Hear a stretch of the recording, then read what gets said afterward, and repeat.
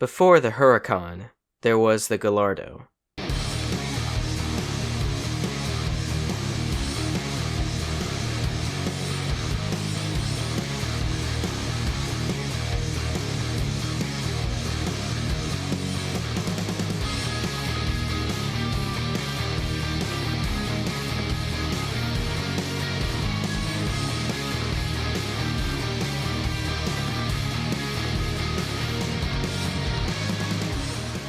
The Gallardo had been around since 2003, and had been manufactured and updated for about a decade. But as car designs age, eventually they get replaced with the next best thing. So, in 2014, Lamborghini released the Huracan, the Gallardo's successor.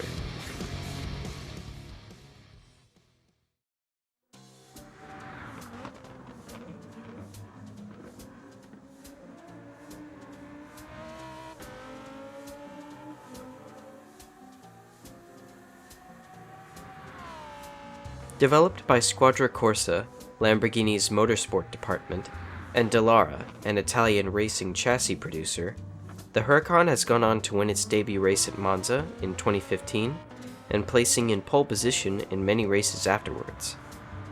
Since then, it has pretty much become Lamborghini's go-to GT3 car. Powered by a 5.2-liter V10 engine, it generates 610 horsepower, with the GT3 version lowered to regulations, producing 576 horsepower. Its top speed has been estimated to be over 200 miles per hour, though I myself never could reach that speed on the Red Bull Ring. Speaking of the Red Bull Ring, let's talk about the track itself.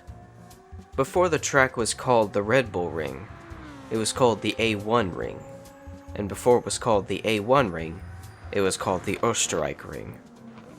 Back in 1963, Austria held its first Grand Prix at the Zeltweg airfield. A very simplistic track layout, the circuit was only 3.18 kilometers or 1.98 miles long, and only held 2 races before it was found unsuitable for race cars. It wasn't until 1970 that the Austrian Grand Prix would return on the Österreich Ring, a 5.94 kilometer or 3.71 mile circuit. From 1970 to 1987, the Austrian Grand Prix was held at the track, and soon became a favorite for fans. Unfortunately, it didn't come without risk.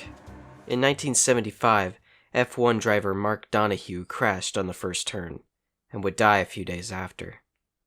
While changes were made to the circuit, the track was deemed too dangerous, and was dropped from the calendar. Of course, this wasn't the end of the circuit. In the late 90s, the track was rebuilt. It was shortened to 4.32 kilometers or 2.68 miles and given a new name, the A1 Ring, after the Austrian mobile phone provider that helped fund the project. And from 1997 to 2003, the A1 Ring would host the Austrian Grand Prix once more.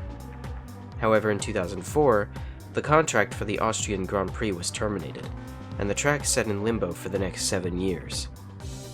But in 2011, racing had finally returned to the track, now under its current name, the Red Bull Ring.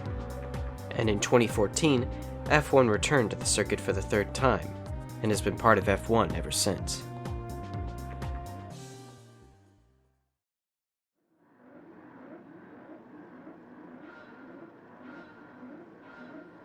When it comes to my race at the track, I found that the Huracan had good overall speed, but lacked acceleration out of the turns, or at least that's what it felt like during the race.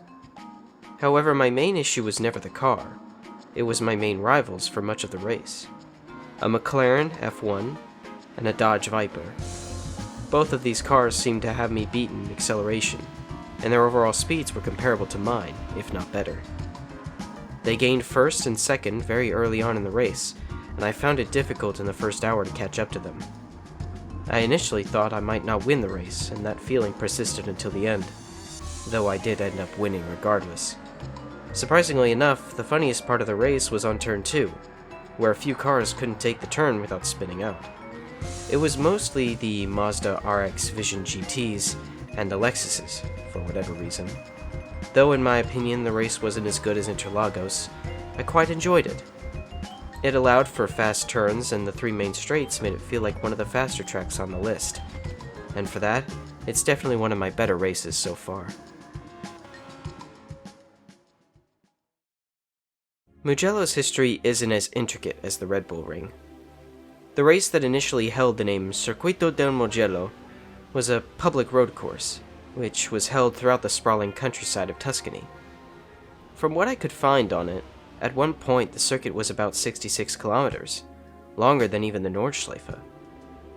However, after concerns over safety and a tragic accident during a practice session in which the roads used for the race were still open to the public, which is insane to even think about, they stopped racing in the area until a permanent road course was built. Construction started on that new road course in 1973, and a year later, the new Mugello circuit was open, and has mostly stayed the same in layout ever since, running at 5.24 kilometers or 3.25 miles.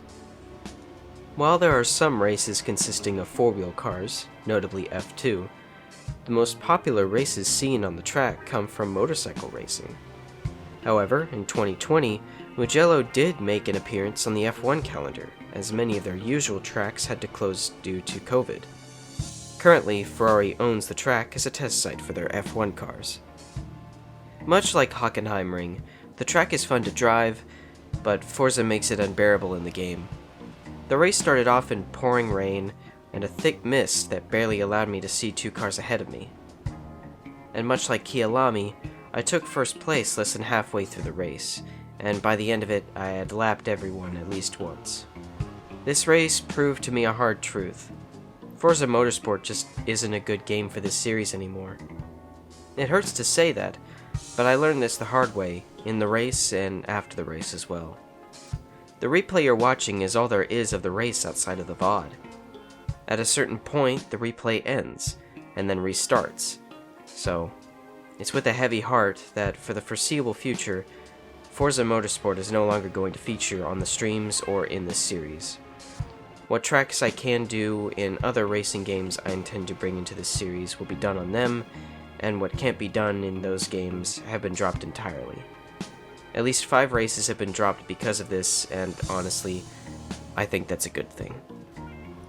Anyway, I hope you enjoyed this video. If this video is uploaded by the 8th, then my next race will be the 8th of February, and if not, it'll be on the 15th. We'll be racing the Deep Valley Raceway Circuit, another Gran Turismo staple. And this time, the car we'll be driving is a car that has been a thorn in my side the last few races, the Dodge Viper. I hope to see you all there.